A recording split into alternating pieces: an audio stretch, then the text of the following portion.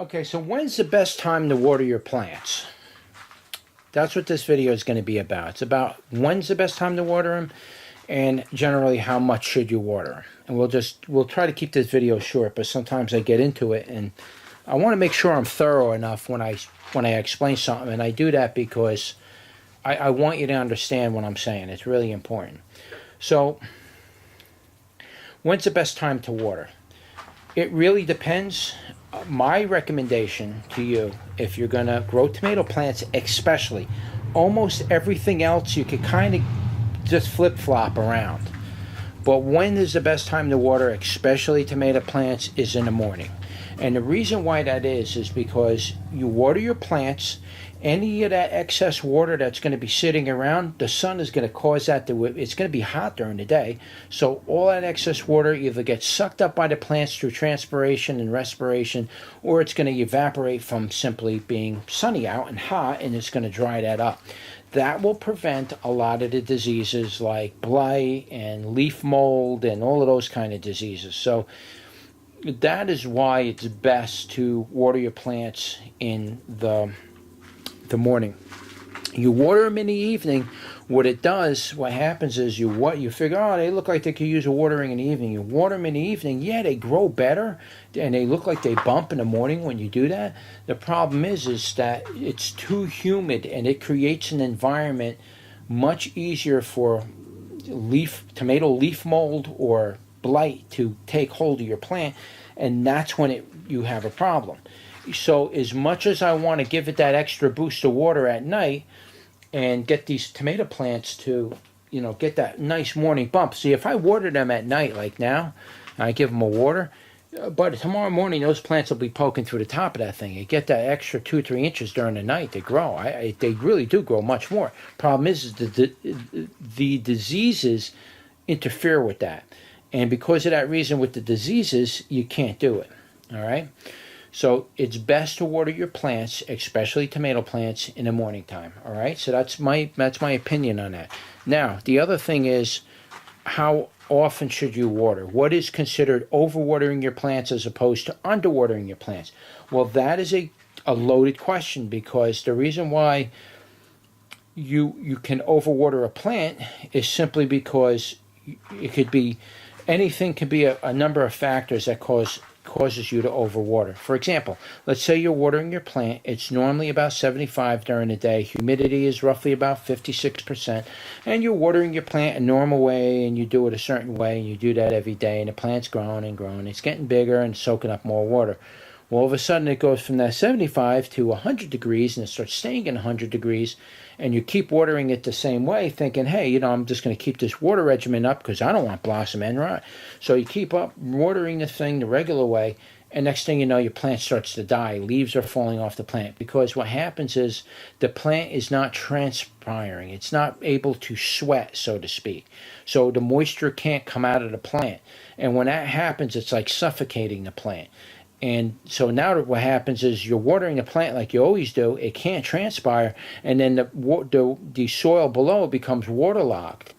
So sometimes it's not a good idea to water your plants very heavily in hot and humid weather.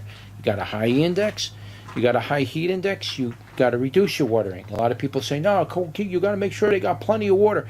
I would rather underwater them and watch my plants wilt a little bit, and just give it the water it needs once I see it wilt, then overwater it and have those roots sit in soggy soil and have that disease come and cause a problem. So with tomato plants, you got to be really, really careful. Very easy to screw a tomato plant up. Now, when it comes to other plants like pepper plants and some of the other random plants you see I got growing, a normal watering is fine. Again, morning watering. You generally want to water your plants so you see like maybe a ½ inch of water, and then let it drain through. You're done. You don't want to sit there and water and flood the pot until you watered it for 10 minutes. You don't want to do that. There's some cases you may have to do that, but in most cases you don't want to overwater. And that is overwatering, is when you're washing the soil out you're literally stripping all the minerals out of your soil when you do that.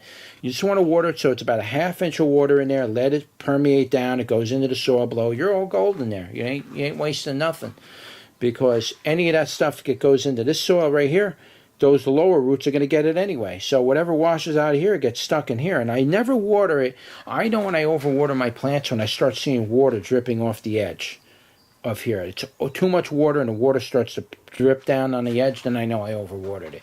But the way it is now, I give them about that much water. I give them, roughly about a ½ inch, sometimes a ¼ inch. Pepper plants, they don't like a lot of water to begin with, but they like to be watered every day. All right, they don't want to be like go dry for 2 days and then you water them again. They want consistency. That's the other aspect I want to just quickly touch on is consistency. You want to make sure if you water them in the morning, you always water them in the morning and you always water them the same way. That's what keeps you from getting blossom end rot. As soon as you change that and you overwater or underwater, you missed a day you didn't water, that for some reason causes blossom end rot. Don't ask me why, but it does. And as long as you follow that watering regimen, never change. You might get away with a day or two here and there. If it's not flowering and fruiting, it might not be that critical. But once your plants, including peppers, once they go into that fruiting stage, you got to make sure that watering regimen is every day, the same time, the same amount of water, and the same thing every day. Don't change it. Don't ever change it. Whatever you do when your plants are growing with whatever water regimen you're doing with it, don't change it. Maybe a little bit less water. I mean, you can, add a little more, a little less, depending on what the day looks like it's going to be. If it's going to be a rainy and cloudy day, I just give them a light watering. I don't give them that much. But if it's going to be a hot and sunny day, I give them the regular watering. All right, so that's roughly how much you should water your plants and roughly when is the best time to water your plants. Also, too, keep in mind the size of the plant is really going to determine how much water you're going to need to give it. For example, I have this giant dwarf tamarillo tree growing in that little pot down there. Well, guess what? That giant dwarf tamarillo is soaking up all the water down below, and all that soil down there is soaking all that water up. Even with the water I give it, it's just not enough water. But it's still growing, it's still doing good. But I'm just saying, when it comes to bigger plants, you're going to need more water. So the bigger the plant gets, the more you want to give it water. The smaller the plant is, when you got plants like this, and they're just little plants, well, you don't need very much water. You just give it a little sprinkle, and that's it. Just keep the soil moist. That's it. You don't want it wet and soak. Just wet it down a little. And let it kind of, the surface dry a little bit. You see how like the surface here is getting a little bit dry? Like that's fine. The soil's still wet below. If it wilts, then give it water. But the bigger the plant, you got to give it a little more water. So use that as a guideline. And that's it.